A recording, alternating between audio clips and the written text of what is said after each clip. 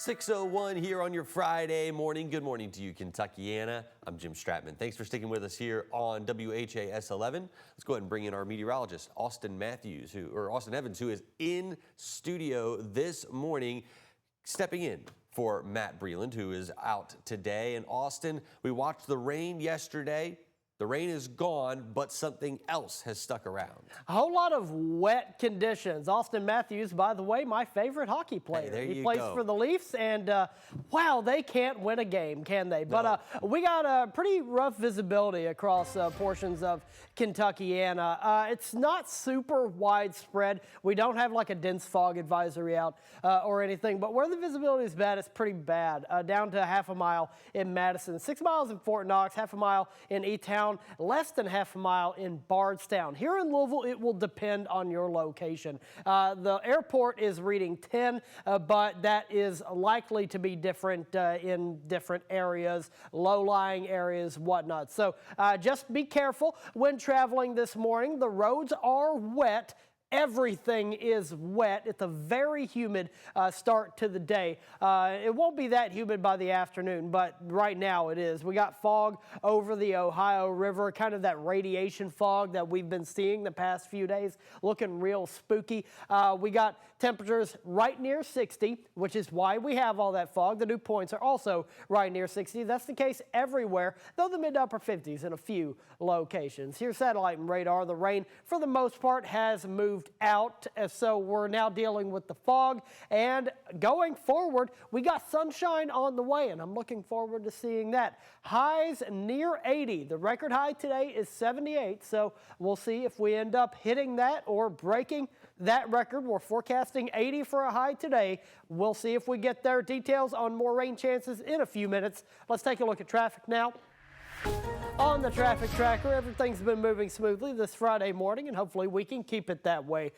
We do have still a stalled out vehicle on I-65, pretty much right in the middle of downtown, and hopefully that'll be gone here pretty soon. Again, continue to use caution when traveling. The roads are wet and it's pretty foggy out there. Turn on those fog lights or low beams, and just make sure you have plenty of time to come to a complete stop.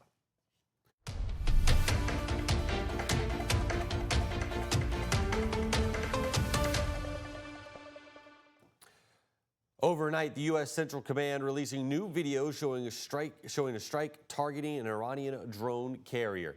Officials of the U.S. say it's part of a broader mission to sink the entire Iranian Navy.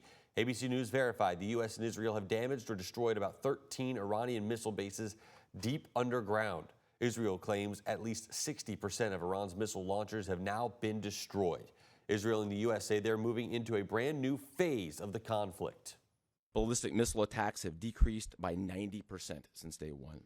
Drone attacks have decreased by 83% since day one. As we transition to the next phase of this operation, we will systemically dismantle Iran's missile production capability for the future.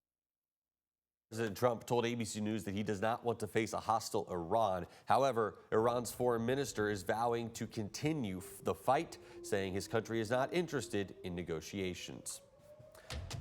For a second straight day, lawmakers on Capitol Hill voted down a war powers resolution that would have required congressional approval before more military action in Iran. On this vote, the yeas are 212, the nays are 219. The concurrent resolution is not adopted. The final vote rejecting Kentucky Congressman Thomas Massey's war power resolutions right there. Congressman Massey has been critical of the president's authority to authorize federal action without congressional approval.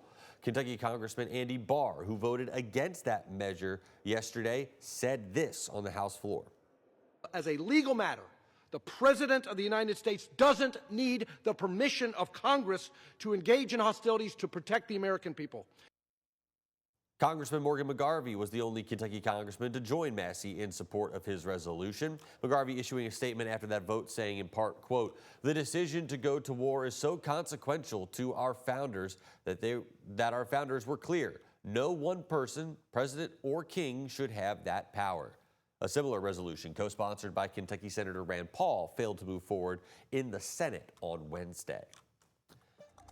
As evacuations continue in the Middle East, we were able to speak with a Louisville man who was able to get out as those bombs began falling. David Zoe had planned a 5-day trip to the United Arab Emirates to vacation with his cousin and his grandmother. He described to us being at a Dubai beach on Saturday when strikes began, hearing those loud booms and watching the danger slowly grow. I was surprised that there was not more of just more information informing American tourists in the area of what to do.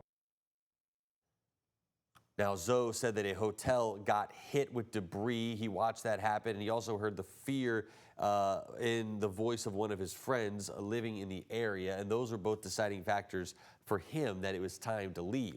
All flights out of the UAE were canceled, but they managed to cross over the border into Oman and fly out of there.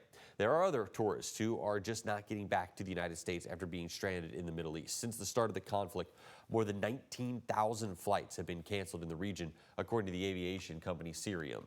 Now, the best way to stay connected with all of the latest news coming out of Iran is to download the WHAS11 News app. We'll keep you updated with alerts as soon as we get new information. You can also download our streaming channel on your TV, and you can watch for free there on the continuing coverage of our conflict, of the conflict in Iran. We turn now to some more local news for you. This morning, students for Borden-Henryville schools are not going to be in class. They're going to be learning from home today. The school district announced the change on Facebook yesterday, saying that the increasing number of illnesses in the district are affecting students and staff members. The Post also said that the time off will allow their custodial staffs to get into the buildings and deep clean these schools. Well, if your JCPS student needs a little bit of extra help, they could be getting fewer days next year to receive that help. We're diving deeper into the plans to get out of this $188 million budget crisis, and according to the district's plan, occupational therapists are set to have their days cut back. The proposed cuts to the exceptional childhood education section would cut out roughly 2 weeks' worth of contracted days for several positions. Special educators like Jenny Graff are now worried that these cuts could impact how much help they can give to their students. You know, we're educators and we care about these kids beyond our regular school day and our regular hours. Unless you're putting more people into a school building that are working with kids every day, no. Graff says the district should look at programs like the Summer Backpack League for cuts first, calling it an unproven in regards to increasing test scores. Superintendent Brian Yearwood did not say if he knew about the full savings that these cuts would give the district last Friday. The school board meeting is next Tuesday night at 6. Let's go ahead and get over to meteorologist Austin Evans, taking a look at the rain moving out. And that rain, it is definitely moving out. It got a couple of real light showers still trying to hold on now. At this point, we're just dealing with wet roadways and wet everything. And we got fog in the area as well. So please be careful when traveling. Give yourself plenty of time to come to a stop on these wet roadways. Turn on those fog lights and low beams and just take it easy this Friday morning.